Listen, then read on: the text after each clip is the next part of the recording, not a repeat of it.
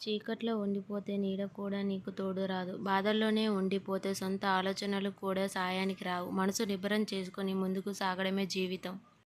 తప్పు చేసి తమదే గెలుపు అని వాదించేవాడికి ఎదురు చెప్పకు. నిజానికి ఆ వాదనలో న్యాయం లేదని వాడికి కూడా ముందే తెలుసు.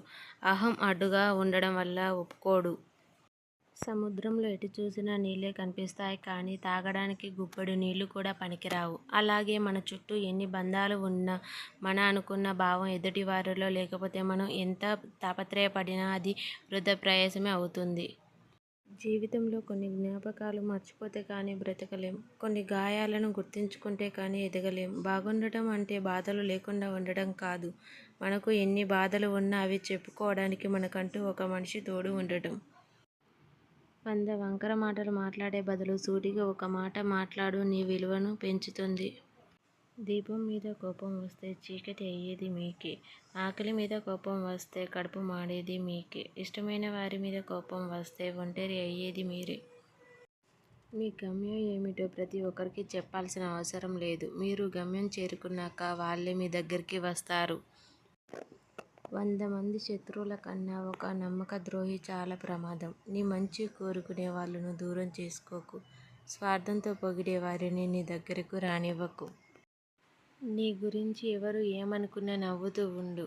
నీకు నచ్చింది చెయ్యి. అందరినీ మెప్పించాల్సిన అవసరమైతే నీకు లేదు. అలా ఉన్నప్పుడే నీ ఆత్మవిశ్వాసం పెరుగుతుంది. జీవితంలో ఏ ఒక్కటి మనకు నేర్పదు. మనకు ఎదురయ్యే మనుషుల వల్ల ప్రవర్తన, మన చుట్టూ ఉన్న పరిస్థితుల నుండే మనం నేర్చుకోవాలి.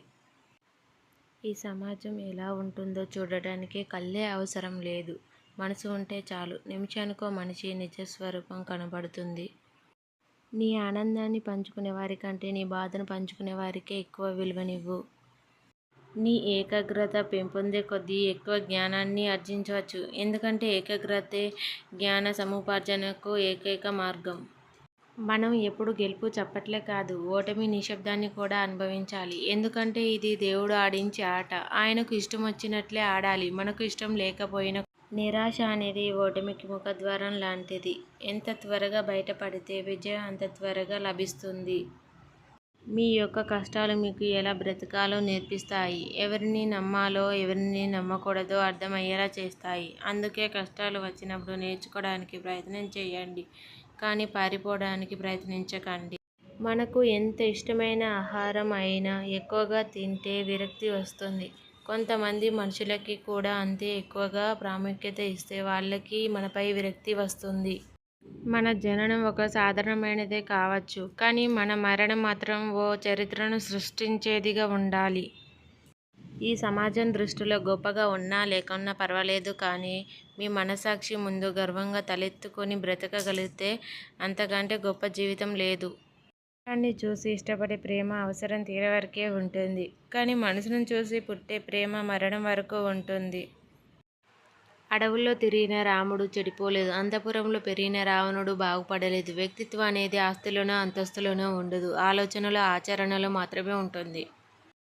మనిషికి జీవితాంతం తోడుగా ఎవరూ ఉండలేరు. అలా ఉంటారనుకోవడం భ్రమ. మనిషికి నిజంగా జీవితాంతం తోడుగా ఉండేది తన గుండె ధైర్యమే తప్ప మరొకటి కాదు. నీకు ఏదైనా సరే మంచిది కాదని తెలిస్తే చేయడం ఆపు. నిజం కాదని తెలిస్తే చెప్పడం ఆపు. పట్టుకున్నంత తేలిక కాదు వదిలేసినప్పుడు తట్టుకోవడం. భయంకరమైన మౌనాన్ని ఒక మాట తుడిచేస్తుంది. అనంతమైన దుఃఖాన్ని ఒక చిన్న నవ్వు చెరిపేస్తుంది. నిజాయితీగా ప్రేమించే వాళ్ళకి పోషించే శక్తి ఉండదు. పోషించే శక్తి ఉన్న వాళ్ళకి ప్రేమించే సమయం ఉండదు. నోటికి ఇష్టం వచ్చినట్లు మాట్లాడే ముందు ఒకటి గుర్తుపెట్టుకో. మనం మాట్లాడిన మాటలు మనకు గుర్తుండకపోవచ్చు కానీ అది విన్నవారికి ఎప్పటికీ గుర్తుండిపోతాయి.